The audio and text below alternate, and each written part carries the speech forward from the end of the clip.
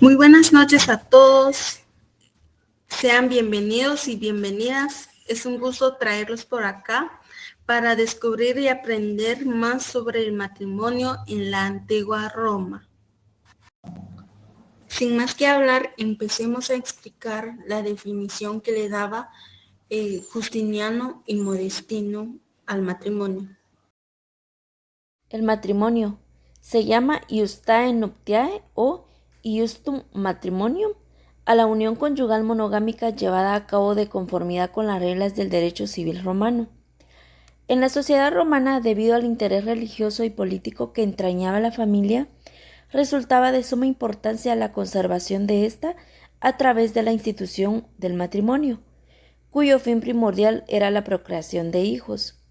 El jurista romano Modestino define el matrimonio como la unión de un hombre y una mujer, implicando igualdad de condición y comunidad de derechos divinos y humanos.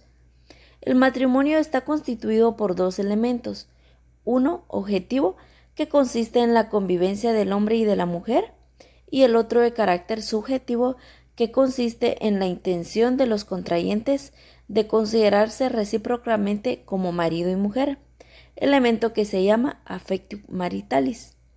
La affectio maritalis se exterioriza por el honor matrimoni. Esto es el trato que los esposos se daban en público, muy especialmente el que el marido le da a la mujer, quien debe compartir el rango social de él y gozar de la dignidad de esposa. Con el tiempo, en Roma se introdujo la costumbre de origen oriental, que era entregar una cantidad de dinero que normalmente eran 13 monedas de oro o plata, que los novios intercambiaban en la ceremonia nupcial. A esto se le llamaba arras sponsalicias, y este acto era para garantizar la celebración del matrimonio. En caso de que éste no se llevara a cabo por culpa de alguno de los contrayentes, el culpable perdía las arras entregadas. Asimismo, al momento de procrear hijos dentro del matrimonio, se consideraban como hijos legítimos aquellos nacidos después de 180 días contados desde la celebración de la iustae nuptiae, o bien dentro de los 300 días contados desde la terminación del matrimonio. En conclusión, los hijos nacidos dentro de los plazos señalados quedarían automáticamente bajo la patria potestad del padre, con todas las obligaciones y derechos que tal situación implica, y que, como ya sabemos, fue adquiriendo cada vez más un carácter de reciprocidad. Condiciones de validez para la celebración del matrimonio. Las condiciones indispensables para la validez de un matrimonio son: número 1, pubertad de los futuros esposos; número 2, consentimiento de los esposos; número 3, consentimiento del jefe de la familia; número 4, connubium. Número 1, pubertad de los futuros esposos. Se entiende por ella la edad en la cual las facultades físicas de ambos cónyuges están suficientemente desarrolladas como para que les permita realizar el fin del matrimonio, esto es, la procreación de hijos. La pubertad se fija en los 12 años para la mujer y en 14 para el varón. En el hombre, el hecho de llegar a la pubertad constituía todo un acontecimiento familiar y era un acto social de gran importancia, que acarreaba consigo la celebración de una serie de ceremonias en la época del año en que se realizaban las fiestas en honor del dios Baco, permitiéndole por primera vez vestirse con la toga viril. Número 2. Consentimiento de los esposos. Las personas que van a contraer matrimonio deben expresar libremente su consentimiento para llegar a realizarlo. En primer época, y como es lógico suponer, este consentimiento era secundario, ya que la autoridad paterna era absoluta, inclusive se podía obligar al hijo a contraer matrimonio, pero posteriormente, ya en la época imperial, este fue un requisito indispensable. Número 3. Consentimiento del jefe de la familia. La persona que se casa siendo sui iuris no tiene necesidad del consentimiento de nadie. No ocurre así con los hijos bajo autoridad paternal, los cuales deben contar con el consentimiento del paterfamilias. Este consentimiento de los padres no estaba fundado en el interés de los futuros cónyuges, sino única y exclusivamente en la autoridad familiar. Según el jurisconsulto Paulo, y ya en el imperio, si el paterfamilias negaba su consentimiento, los afectados podían inclusive acudir al magistrado para que éste presionase al jefe de la familia a dar el consentimiento. En caso de no obtenerlo, el magistrado podía suplir la voluntad paterna. Número 4. Connubium. Es la aptitud legal para estar en posibilidad de contraer las iustate nuptiae. Gozarán de este privilegio todos los ciudadanos romanos, quedando exceptuados de él tanto los peregrinos como los latini, salvo los latini veteres, que sí gozaban de esta prerrogativa. La falta de connubium podía ser sustituida por una orden del emperador autorizando la celebración del iustate nuptiae. Pasamos a lo que son los impedimentos absolutos. Estos eran aquellos que hacían que el matrimonio sea nulo, como por ejemplo tenemos la esclavitud. Esto significaba que si uno de los cónyuges era esclavo, no se podría celebrar ese matrimonio, ya que como sabemos que los esclavos no poseían ese derecho de contraer matrimonio en la antigua Roma. Entonces, entonces la esclavitud hacía que el matrimonio sea nulo. Tenemos también la viudez. Esto se estableció que la mujer viuda no podía contraer matrimonio. Sí podía, pero siempre y cuando pasaba los 10 meses para evitar la turbio sanguínea, o sea, para evitar la mezcla de sangre o confusión de paternidad. También tenemos la bigamia, que esto significa que si un matrimonio no se ha disuelto todavía, no se el matrimonio era nulo, ya que la ley no autorizaba la coexistencia de un doble vínculo. También tenemos por votos de castidad.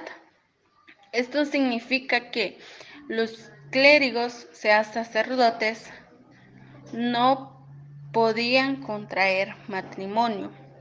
Por último, tenemos la capacidad natural. Esto, como bien establece también en los que el varón debía tener 14 años, mujer 12 años. Entonces, si esto no se cumplía, el matrimonio era nulo. Efectos del matrimonio. Los efectos del matrimonio romano eran sobre los diferentes individuos con el derecho de la vida y la muerte, el derecho de vender a sus hijos en relación con los bienes, el único con derecho a un patrimonio, familia, y lo que adquirían los hijos se incorporaba a ese patrimonio. El matrimonio en la antigua Roma era una de las principales instituciones de la sociedad y tenía como principal objetivo generar hijos legítimos que heredarían la propiedad y la situación de sus padres. Entre los patricios también servía para sellar alianzas políticas o económicas. El matrimonio siempre tuvo carácter monogámico en Roma. El matrimonio es fuente de los derechos y deberes entre los cónyuges, uno de los carácter personal, otros inciden directamente en la esfera patrimonial. Detengámonos sobre lo más relevante. Ante todo, como hemos visto, la mujer participa de las condiciones sociales del marido y debe infidelidad, extendiendo entre ellos los cónyuges una obligación de respeto, reverentía que se introduce en una serie de disposiciones. Así, el adulterio de la mujer se castiga con una severidad que el del marido, disponiendo ajusticiando el ingreso de la mujer adúltera en un convento y facultando al marido para hacer cesar la pena, reprendiéndonos con su mujer la vida conyugal. Por otra parte, ni el marido ni la mujer pueden actuar en juicio, el uno frente al otro, estando exentos asimismo de testificar en contra. Finalmente, las acciones penales o infamantes no se pueden ejercitar entre cónyuges y por ello se incluye la acción de robo. El cónyuge solo puede recuperar las cosas sustraídas durante el matrimonio.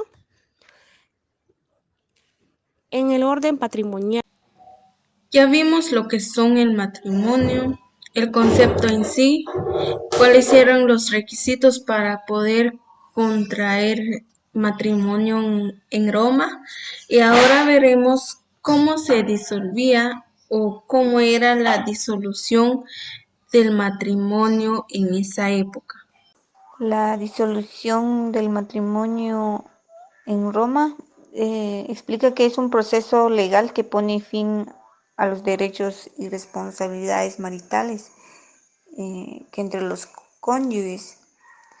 Por esas razones, o la disolución del matrimonio se disuelve en la antigua Roma por la muerte de uno de los cónyuges, o por la máxima disminución de la capacidad, o por un impedimento sobrevenido, y finalmente por el divorcio, que hace imposible entre los dos cónyuges durante el matrimonio. La disminución de la capacidad ocurría en el caso en que uno de los cónyuges cayera en esclavitud o se hiciere siervo de la pena, y también cuando el varón cayese prisionero del enemigo.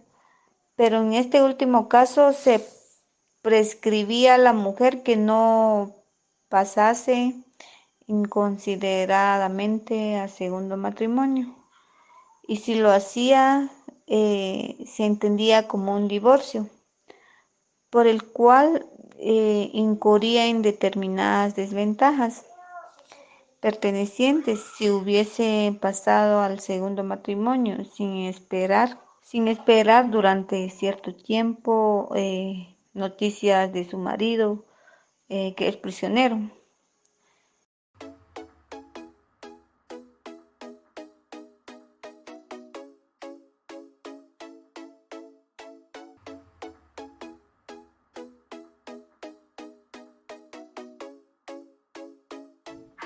Esto fue la presentación del grupo número 4. Espero que hayan comprendido el tema y muchas gracias por la atención prestada.